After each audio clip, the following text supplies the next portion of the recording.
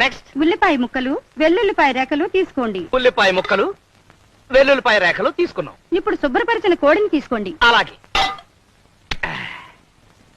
తీసా. ఏంటమ్మా చలేస్తుందా? ఒక్క నిమిషం ఆగు. ఒంటి నిండా మసాలా పూసుకుని వేడి వేడి నూనెలో స్నానం చేద్దు గాని.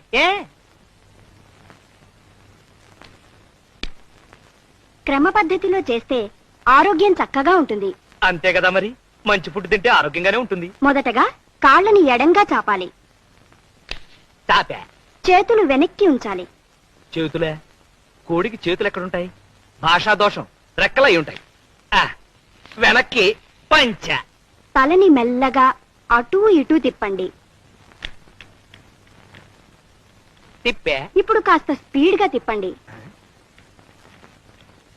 ఇప్పుడు కాళ్ళు దగ్గరగా పెట్టి ఊపిరి గట్టిగా పీల్చండి.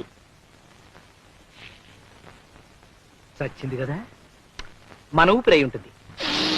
మెల్లగా ఊపిరి వదలండి. ఇప్పుడు తల కిందకి పెట్టి కాళ్ళని పైకి లేపండి. తల కిందకి, కాళ్ళు పైకి లేపిన కాళ్ళని మెల్లగా అటూ ఇటూ ఊపండి. ముందుకి వెనక్కి, ముందుకి వెనక్కి. ఇప్పుడు మీ ముందు గుమగుమలాడే చికెన్ చిక్ముక్ రెడీగా ఉంది.